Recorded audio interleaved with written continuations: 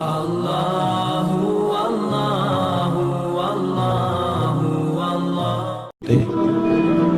بزرگ کی بات لکھی جو تابعی ہیں، وہ فرماتے ہیں کہ ان بزرگوں کا طریقہ یہ تھا کہ وہ لوگوں سے چھپ کے نا پہاڑ کے پیچھے عبادت کرتے تھے، اور پوزیشن ان کی یہ تھی کہ کسی سے ملتے نہیں تھے، بالخصوص فجر کی نماز سے لے کر عصر کی نماز تک بکریاں رکھی ہوئی تھیں، ان کو چراتے رہتے تھے فرات کے کنارے اور نفل پڑھتے رہتے تھے۔ اس وقت کو ملنے بھی نہیں آتا تھا۔ ایک شخص بڑی دور سے ان کی شہرت سن کے آیا، میں نے تو ملنا ہے۔ لوگوں نے کہا وہ اس وقت نہیں ملتے، ناراض ہوتے ہیں۔ اس نے کہا اللہ کا بندہ ہے نا، ناراض ہو بھی جائے گا تو لمبا ناراض رہے گا نہیں، اللہ والے جلدی راضی ہو جاتے ہیں۔ پہنچ گئے۔ اب وہ بابا جی نماز پڑھ رہے تھے تو کہتے میں نے عجیب منظر دیکھا کہ بابا جی فرات کے کنارے نماز پڑھ رہے ہیں اور ایک بھیڑیا ان کی بکریوں کی حفاظت کر رہا ہے۔ سبحان اللہ۔ کہتے میں حیران رہ گیا کہ بھیڑیا تو بکریاں کھایا کرتا ہے اور یہاں چرا رہا ہے۔ کہتے میں جب گیا تو بابا جی نوافل میں مشغول تھے، مجھے دیکھ کے کہنے لگے اس وقت کیوں آئے؟ میں نے کہا حضور اگر آئے گیا ہوں تو پھر مہربانی کرے قبول فرما لیں۔ میں بیٹھ گیا تو میں نے کہا حضور یہ بھیڑیا بکریاں چرا رہا ہے، بھیڑیا اور بکریے کی صلح کب سے ہو گئی؟ تو فرماتے ہیں لمبی تقریر نہیں، ہلکا سا جملہ۔ فرمانے لگے جب سے بکریوں کے مالک نے رب سے صلح کر لی ہے نا، تب سے بھیڑیوں نے بھی بکریوں سے صلح کر لی ہے۔ بکریوں کے مالک نے رب سے صلح کر لی، گناہ چھوڑ دیے، اس کی فرما برداری میں آ گئی۔ اب پھر اسے بکریاں چلانے کی ضرورت نہیں رہی، بکریاں نہ اب بھیڑیا چراتا ہے۔ کہتے ہیں میرے اوپر کپ کپی طاری ہو گئی بزرگوں کی بات سن کے، اور مجھے پیاس لگی اور خواہش آئی کہ پتہ نہیں اب بابا جی کچھ کھلائیں پلائیں گے بھی کہ نہیں، بابا جی کچھ کھلائیں گے بھی کہ نہیں۔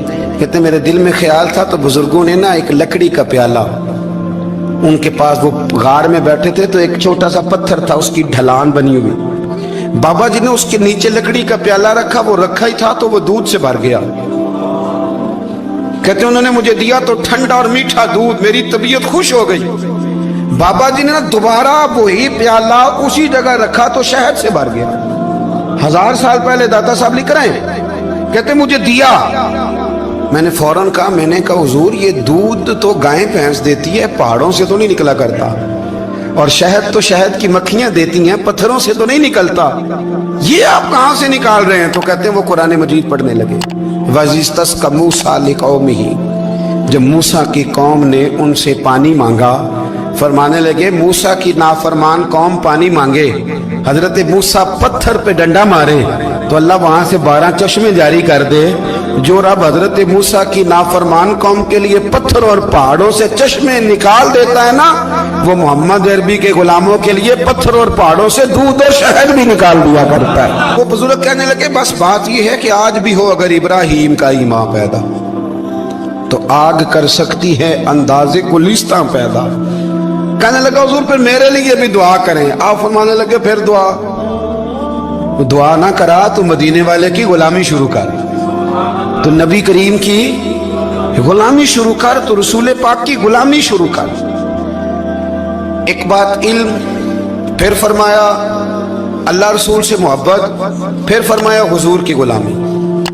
اس سے سارے مکاشفات کھلیں گے، اس سے سارے مشاہدات کھلیں گے، اسی سے کرامتیں ملیں گی، اسی سے مقبولیت ہوگی، اسی سے اللہ نبی کی بارگاہ میں درجہ ملے گا۔ پھر داتا صاحب آگے بڑھتے ہیں اور داتا صاحب فرماتے ہیں صوفیاء کی ایک جماعت ہے جو کہتی ہے ہم نے تو کبھی اپنی زبان پر دکھ بیان ہی نہیں کیے، ہر شے اپنے رب رسول کے حوالے کر دی، ہر شے اللہ رسول کے۔ اور داتا صاحب کہتے ہیں کچھ ایسے بھی ہیں جو دعا بھی نہیں مانگتے، لوگوں کے لیے مانگتے ہیں، اپنے لیے نہیں مانگتے۔ آپ دعا کیوں نہیں مانگتے؟ تو کہتے ہیں اللہ کو تو پتہ ہی ہے ہمیں کیا چاہیے، اسے تو پتہ ہی ہے۔ ایک بزرگ کی بات لکھی ہے داتا صاحب نے، میری جماعت میں نا مزاج ہے کرامتوں کا، مجھے وہ ساری باتیں بھی آتی ہیں کہ ایک بندہ کراچی سے آیا، داتا صاحب حاضری دی تو اس کی لاٹری نکل آئی، یہ بھی مجھے آتی ہے، لکھی پڑھی ہے میں نے، کتابوں میں ہے یہ بھی۔ ایک بندہ، یہ ساری باتیں نا آتی ہیں کرامتوں میں، بڑی ساری چیزیں لوگ بیان کرتے ہیں کہ میں وہاں آیا اور میں نے حاضری دی تو موج لگ گئی، یہ ساری باتیں آتی ہیں۔ ہمارے پرانے بزرگ اور بھی قصے سنایا کرتے تھے، ساری ہمیں چیزوں کا پتہ، پر جو عنوان ہے نا وہ حضرت شیخ ابو نور کہتے ہیں کہ ایک بندہ داتا صاحب کے مزار پہ گھوم رہا تھا، داتا 10 روپے دے 10 روپے دے 10 روپے دے، تو ایک بندہ بڑی دیر سے اسے دیکھ رہا تھا، وہ کہنے لگا داتا نے تجھے کیا دینا ہے، ادھر آ میں دوں۔ اس نے 10 دیے، بندہ بڑا حسین تھا، ہنس پڑا، کہنے لگا داتا تیرے بھی صدقے جاؤں، دلانے لگا تو منکر سے ہی دلوا دیے، جو نہیں مانتا اسی سے دلوا دیے۔ وہ بڑا پریشان ہوا، میں اور چکر میں تھا، اس نے میرے اوپر ہی جڑ دی ہے بات، کہنے لگا داتا تیرے صدقے جاؤں۔ تو یہ ساری باتیں کتابوں میں موجود ہیں، لوگوں نے اپنے اپنے مشاہدات جو جس کے ساتھ پیش آیا اس نے بیان کیے ہیں۔ بہت ساری باتیں قابل بیان ہیں، پر جو عنوان ہے میں اس پہ رہنا چاہتا ہوں۔ داتا صاحب رحمۃ اللہ علیہ فرماتے ہیں ہماری تعلیمات ہیں کہ اپنے دکھ درد دنیا داروں سے بیان نہیں کرنے، سوال کا دروازہ لوگوں کے سامنے کھولنا اللہ والوں سے کہیں گے، کبھی کہنا ہوگا تو دنیا داروں سے کہنا۔ کہتے ہیں کہ شیخ احمد نام کے بزرگ تھے، ساری زندگی کسی کو کام نہیں بتایا، ساری زندگی بڑی مشکلات آئیں، پر کبھی اپنی ذات پر سوال کا دروازہ نہیں کھولا۔ ایک ایسی مشکل آئی کہ جو حل ہی نہیں ہوتی تھی، کسی نے ان پر کوئی الزام لگا دیا۔ ابو مسلم نام کا ایک بادشاہ تھا، اس کی حکومت تھی، اس نے پکڑ کے قید میں ڈال دیا۔ اب قید میں ہیں، جرم لگ گیا ہے، فرد جرم عائد ہو گئی ہے، جیل میں ہیں۔ لوگ کہنے لگے حضرت جی اپنی صفائی میں کچھ کہیں، فرمانے لگے ساری زندگی بندوں سے کچھ نہیں کہا، اللہ رسول کو پتہ ہے میں بے گناہ ہوں، مجھے کہنے کی ضرورت نہیں۔ داتا غانی بخش علی حجویری نے لکھا ہے، داتا صاحب کہتے ہیں تو یقین کامل تو پیدا کر، تو ایمان تو پختہ کر۔ داتا صاحب کہتے ہیں وہ ابو مسلم جو بادشاہ تھا وہ نیک آدمی تھا، اسے رات کو خواب میں نبی کریم کی زیارت نصیب ہوئی، اور حضور سید عالم صلی اللہ علیہ وسلم فرمانے لگے تو نے اللہ کا ایک نیک بندہ جیل میں ڈال دیا، ڈر نہیں آتا، وہ تو بے گناہ ہے۔ بادشاہ آدھی رات کو خود اٹھا، دادا صاحب فرماتے ہیں کسی گارڈ کو نہیں بھیجا، پولیس والے کو نہیں بھیجا، جیلر سے نہیں کہا، خود گیا، جا کے جیل کا دروازہ کھولا، دروازہ کھول کے اس درویش کو آزاد کیا، کہنے لگا بابا جاؤ مجھے پتہ چل گیا آپ بے گناہ ہیں۔ بابا جی سلام کر کے جانے لگے تو بادشاہ پھر آگے آیا، ہاتھ باندھے، ہاتھ چومے، کہنے لگا حضور آپ بڑے نیک ہیں، میرے لیے کوئی حکم ہو تو بتائیے گا، میرے لائق کو خدمت ہو تو بتائیے گا۔ تو شیخ احمد فرمانے لگے تجھے ابھی بھی سمجھ نہیں آئی، تجھے ابھی بھی نہیں سمجھ آئی؟ کہنے لگا حضور کیا؟ فرمانے لگے جو تہجد کے وقت تجھے اٹھا کے مجھے رہا کرنے بھیج سکتے ہیں وہ میری کوئی ضرورت باقی رہنے دیں گے؟ مجھے کوئی ضرورت پڑے گی کسی اور کو کہنے کی؟ جو تہجد کے وقت تجھے اٹھا کے بھیجتے ہیں کہ جا کھول جا کے دروازہ، وہ ضرورت رکھیں گے میری؟ ضرورت مجھے رہے گی کہ میں تجھے اور کوئی کام؟ ابھی بھی تجھے سمجھ نہیں آئی؟ تو داتا علی حجویری رحمت اللہ علیہ فرماتے ہیں اصل میں ہماری طبیعت ہے، ہم نے بندوں سے دل لگا لیا ہے، دل اللہ رسول سے لگاؤ، کسی بندے سے لگانا تو اس سے لگاؤ جو اللہ والا ہو۔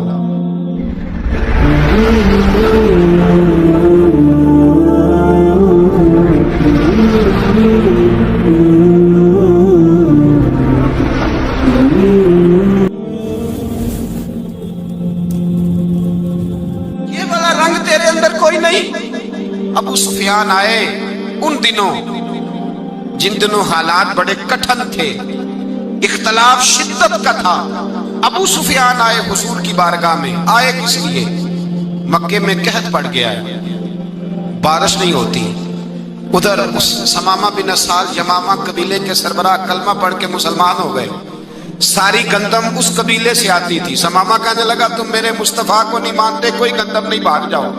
ایک بارش کوئی نہیں، دوسری گندم کوئی نہیں۔ ابو سفیان تڑپ کے در رسول پہ حاضر ہوئے۔ ابھی تھوڑے دن گزرے ہیں احد میں حضور کے دانت شہید کیے، ابھی تھوڑے دن گزرے حضور کو ستایا ہے، ابھی تھوڑے دن گزرے حضرت امیر حمزہ کا کلیجہ نکال کے چبایا ہے، ابھی تھوڑے دن گزرے حضرت انس بن نضر کی گردن کاٹی، ابھی تھوڑے دن گزرے عبداللہ بن جہش کے ٹکڑے کیے، ابھی تھوڑے دن گزرے حضور کو ستایا ہے، تڑپایا ہے۔ پر حضرت علی شیر خدا فرماتے ہیں میں ماننے والا اس رسول کا ہوں، اس کے دانت شہید ہو گئے، احد کے اندر ساری داڑھی لہو سے بھر گئی۔ فرماتے میں رو پڑا اور میں نے کہا محبوبہ اب نہیں مجھ سے برداشت ہوتا، دعا کریں اللہ ان پہ عذاب نازل کرے۔ اٹھائے ہاتھ، آپ دعا کریں گے تو اللہ تبارک و تعالیٰ 2 پہاڑیوں میں پیس ڈالے گا، حضرت علی کہتے ہیں میں نے عرض کی تو حضور نے ہاتھ اٹھائے اور دعا کیا دی، اللہم اہدی قومی فإنہم لا یعلمون، اے اللہ میری قوم کو ہدایت دے دے، یہ جانتے نہیں یہ کیا کر رہے ہیں، اللہ انہیں ہدایت دے۔ یہ اخلاق حسنہ کا معیار۔ تھوڑے دن پہلے حضور کے ساتھ یہ رویہ، ابو سفیان اب بے حال ہو گئے، بچے بھوک سے مرنے لگے، جانور پیاس سے مرنے لگے، ابو سفیان چھپتا چھپاتا کہنے لگا چارہ کوئی نہیں، مصطفیٰ کے پاس جانا ہی پڑے گا۔ ابو سفیان مدینے پہنچ گئے، جب پہنچے نا تو ابو سفیان کی اپنی صاحبزادی حضرت ام حبیبہ ام المومنین تھی، رسول اللہ کی زوجہ تھی۔ ابو سفیان جب آئے تو حضرت ام حبیبہ کے پاس سیدھے ان کے گھر گئے بیٹی سے ملنے، حضور کا بستر بچھا ہوا تھا، حضرت ام حبیبہ حضور کی زوجہ ام المومنین بستر بچھا ہے، ابو سفیان بیٹھنے لگے، جناب ام حبیبہ کہنے لگی ابا جی ٹھہر جائیں، وہ ٹھہرے تو بستر سمیٹ دیا، کہنے لگے بیٹی شاید تیرے گھر میں کوئی قیمتی بستر نہیں، غربت چھپانے کے لیے بستر سمیٹ رہی ہو۔ جناب ام حبیبہ کہنے لگی ابا تو مسلمان نہیں نہ ہوا، ابھی تیری سوچ کافروں جیسی ہے، تو یہاں آ کے کھڑا ہونا جہاں میں کھڑی ہوں، پھر تجھے رسول اللہ کی محبت کے رنگ کا پتہ چلے، تو ابھی کھڑا وہاں ہے جہاں تجھے کفر ہی کفر سنائی اور سجائی دیتا ہے۔ بستر اس لیے نہیں سمیٹا کہ معاذ اللہ کم قیمت تھا، میں نے اس لیے سمیٹا ہے کہ تو نجس ہے، ناپاک ہے، ابھی کلمہ نہیں پڑھتا، اور یہ اس رسول کا بستر ہے کہ جو بستر میں موجود ہوتے ہیں تو جبریل امین قرآن لے کے تشریف لے آتے ہیں، ذرا وجود اس قابل نہیں کہ یہاں بٹھایا جائے۔ نبی پاک صلی اللہ علیہ وسلم کی بارگاہ تک ابو سفیان آئے، ابو سفیان کہتے ہیں مجھے امید نہیں تھی، ابھی سوچ نہیں نہ بدلی تھی، کہتے مجھے امید نہیں تھی، میرا خیال تھا وہ شکوے کریں گے، شکایتیں کریں گے، وہ کہیں گے تم نے بھی تو بڑا کچھ کیا ہے نا۔ ابو سفیان کہتے ہیں میں قربان جاؤں، میں نے یہ رنگ دیکھا تو مدینے کی فضا ویسے ہی بڑی ٹھنڈی تھی، لیکن مصطفیٰ کریم کے ساتھ جب میں نے بات کی تو میرے وجود پر گریا طاری ہو گئی، میرے اوپر کیفیت طاری ہو گئی، میں تڑپنے لگا۔ کہتے ہیں میں نے کہا محبوبہ میں آیا ہوں، آپ کا کلمہ پڑھتے ہی سمامہ نے گندم بند کر دی ہے، بارشیں رک گئی ہیں، مکے کے لوگ بھوک اور پیاس سے مرنے لگے ہیں، محبوبہ بیٹیاں روتی ہیں، یا رسول اللہ مائیں ان کی چھاتیوں میں دودھ خشک ہو گیا ہے، بچے بلکتے ہیں۔ ابو سفیان کہتے ہیں میں دشمن تھا، سارے مکے کے لوگ دشمنی کرتے تھے، لیکن جب میں نے یہ لفظ کہے نا اچانک میری نظر اٹھی تو مصطفیٰ کریم کی تو آنکھیں آنسو برسا رہی۔ کہتے ہیں میری بات بھی مکمل نہ ہوئی، حضور نے پہلے رکا منگوایا سمامہ کے نام، فرمایا پہلے تو انہیں غلہ اپنی مرضی سے دیتا تھا، اب تیرے نبی کا حکم ہے کہ پہلے سے بڑھ کر تو انہیں غلہ دینا ہے۔ اور پھر میرے مصطفیٰ نے ہاتھ اٹھائے، او بھائی مشکل ہوتا ہے، مشکل ہوتا ہے، سگے بھائی کے لیے لوگ دعا نہیں کرتے، کہتے میرا شریکہ ہے، ساس بہو کے لیے بہو ساس کے لیے دعا نہیں مانگتی، کہتے اختلاف ہے، لوگ لوگوں کی زندگی نہیں مانگتے، بیماری میں شفا نہیں مانگتے۔ ابو سفیان کہتے ہیں آمنہ کے لال تیرے قربان جاؤں، حضور نے ہاتھ اٹھائے اور کہا اے اللہ مکے کی سنگلاخ پہاڑیوں پہ بارش برسا، اے اللہ کھیتیاں ہری کر دے، اے اللہ ماؤں کی چھاتیوں میں دودھ بھر دے، اللہ عورتوں کو تازگی دے دے، بچوں کو رانائی دے دے، پھلوں پھولوں کو تازگی دے دے۔ ابو سفیان کہتے پہلے حضور رو رہے تھے، اور جب نبی پاک کی دعا دیکھی تو میں نے رونا شروع کر دیا، میں نے رونا شروع کر دیا۔ کہتے واپس آیا تو وہ احساس کہ یار یہ میں کس شخص سے مل کے آیا ہوں، یہ کس قسم کے آدمی سے مل کے آیا ہوں، یہ کیسا رنگ ہے، یہ کس قسم کا انداز ہے کہ جس کو میں پتھر مارتا رہا وہ میرے لیے دعائیں لے کے بیٹھا ہوا ہے، جس کو ساری زندگی ستایا ہے وہ میرے بچے کے لیے روتا ہے، میری بیٹی کے لیے اس کی آنکھ میں آنسو ہیں، وہ ہمارے لیے تڑپ رہے ہیں۔ میرے بھائیوں، ابو سفیان کہتے ہیں پھر دوسرا جلوہ میں نے تب دیکھا جب حضور مکے آئے، اور میں تو آخر تک لڑنے آیا تھا نا، حدیبیہ تک۔